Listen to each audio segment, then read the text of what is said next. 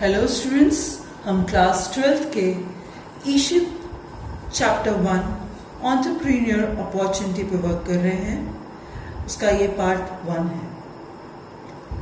Entrepreneur is one who always search for an opportunity.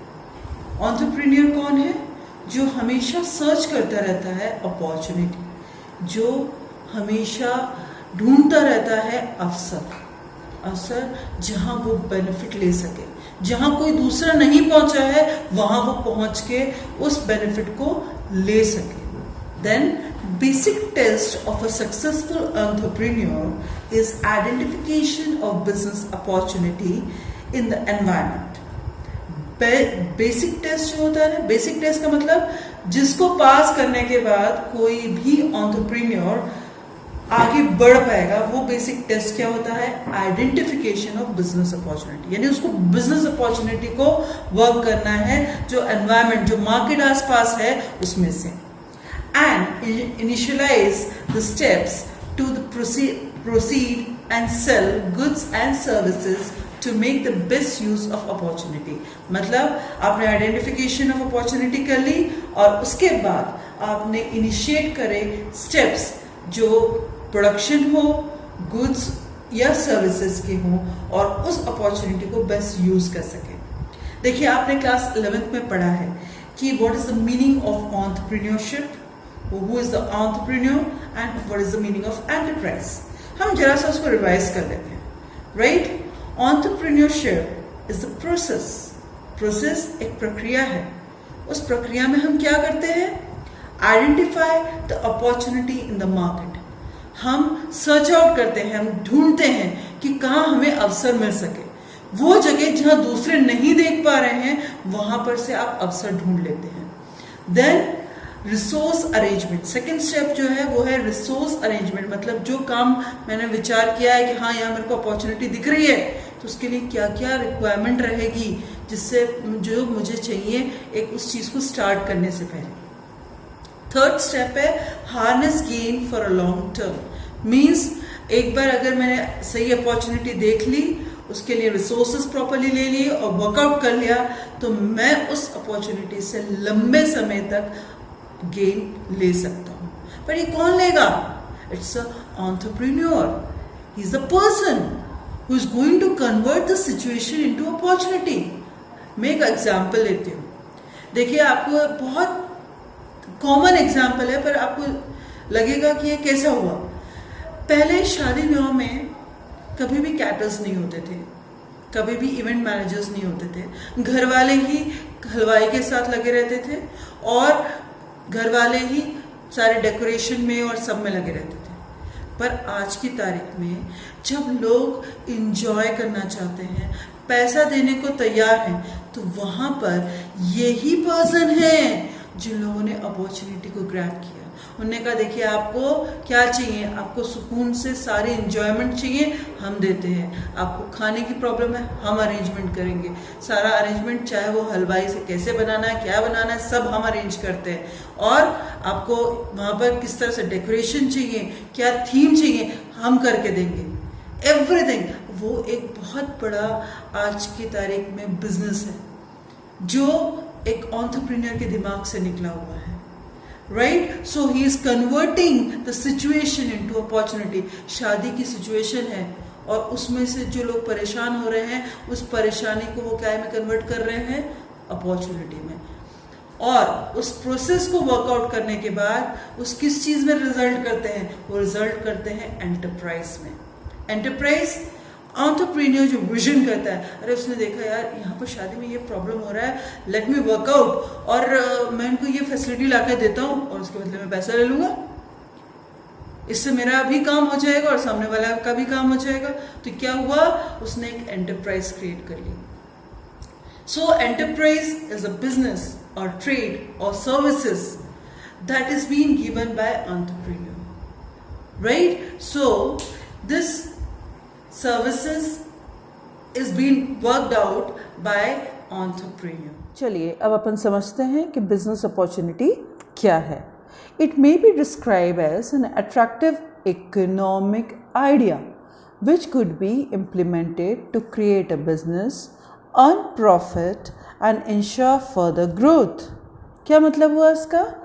It may be described as an attractive economic idea. Economic idea देखिए, economic और non economic आप समझते हैं.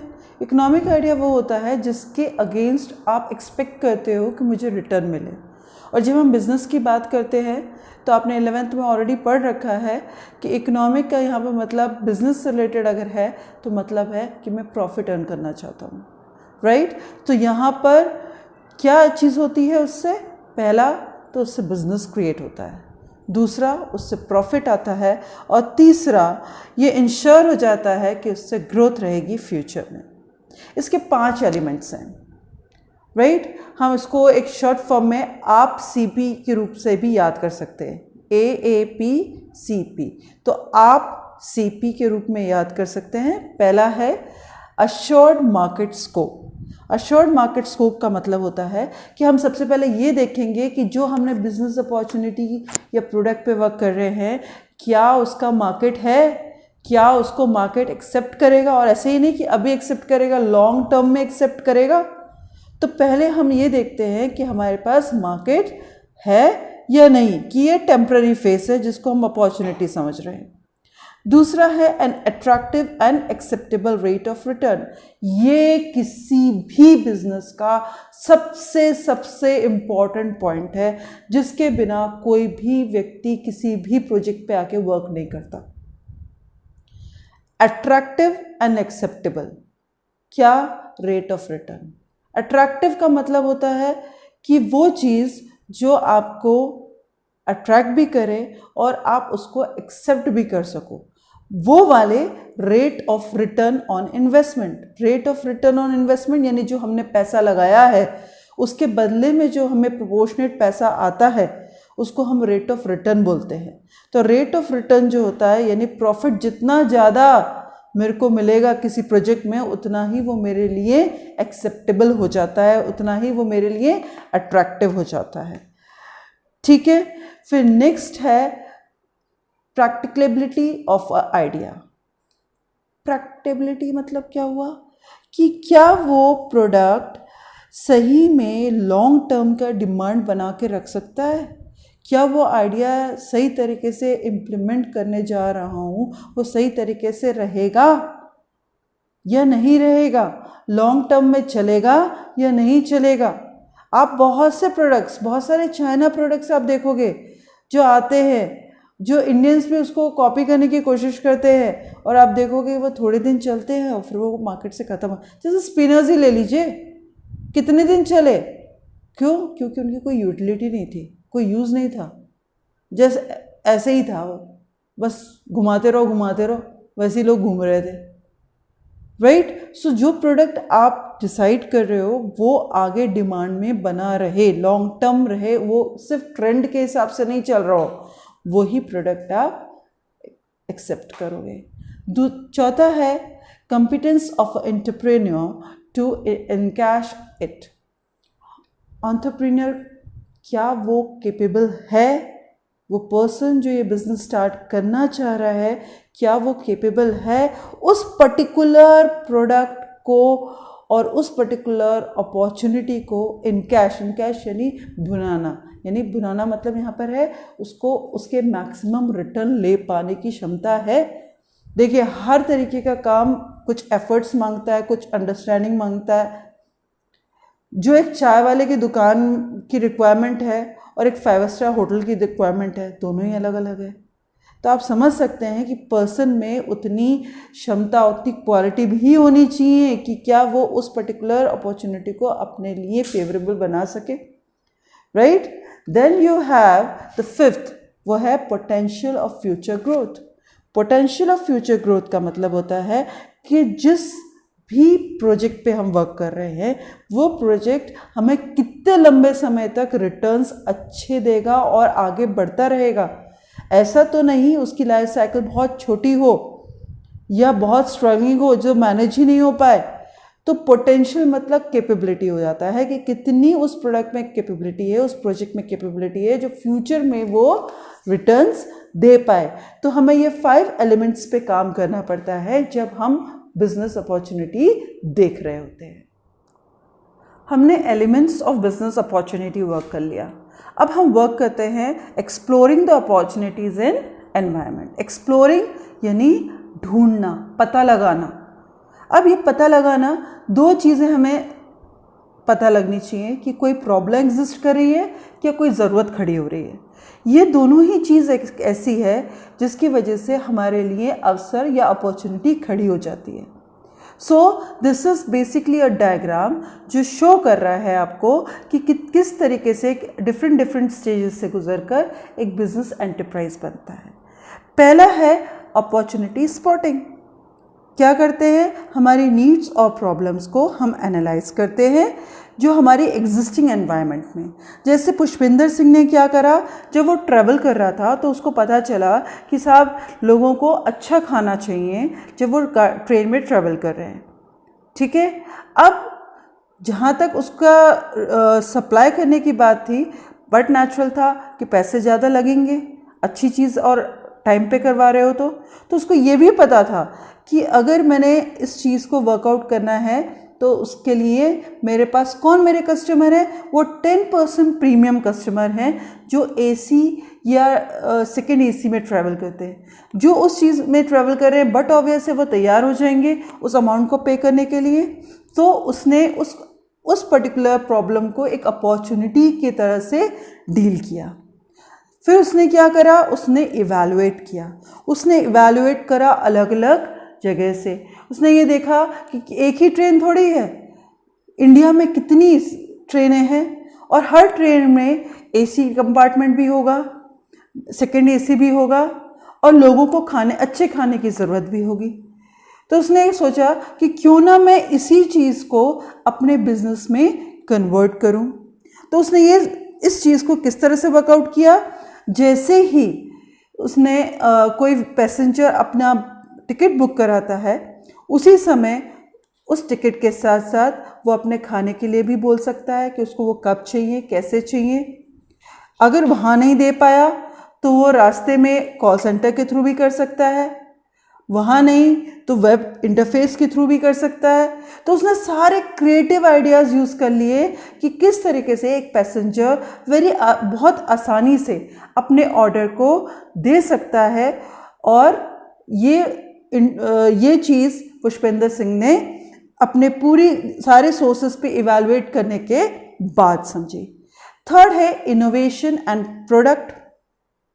Innovation, देखिए खाना अगर शुरुआत में ट्रेन की शुरुआत से अगर बात करी जाए वहाँ से होगा, तो जब तक व्यक्ति खाना खाना जाए, सपोज ट्रेन सुबह चली, व्यक्ति दोपहर में खाना चाहता है या रात को खाना चाहता है, तब तक उसका स्वाद बिगड़ जाएगा। पर अगर वही खाना अगर कुछ घंटे, 1 घंटे 1.5 घंटे पहले बनेगा तो उसका स्वाद बना रहेगा। पर वो ऑर्डर भी उसको 1-1.5 घंटे पहले मिल जाए तो भी चल जाए। ऐसी कंडीशन के लिए उसने इनोवेटिव आइडिया वर्क करा।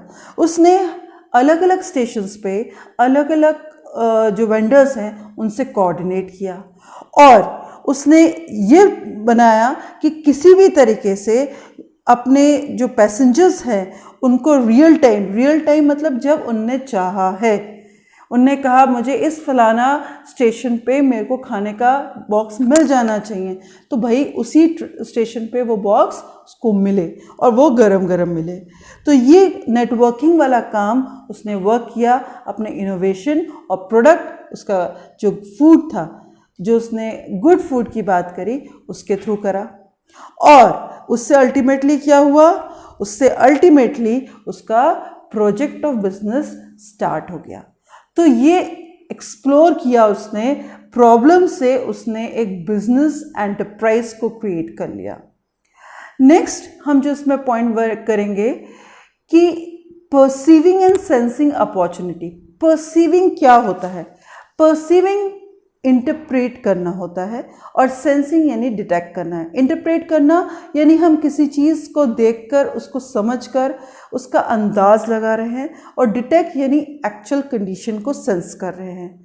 तो जब हम इस चीज़ पे बात करते हैं तो इसके अंदर परसीविंग द अपॉर्चुनिटीज़, अभी हमने उस पर बात करा कि पुष्पिंदर ने क्या करा, पुष्पिंदर ने अपनी उस प्रॉब्लम पे एनालिसिस करा और उसने परसीव करा एक अपॉर्चुनिटी है।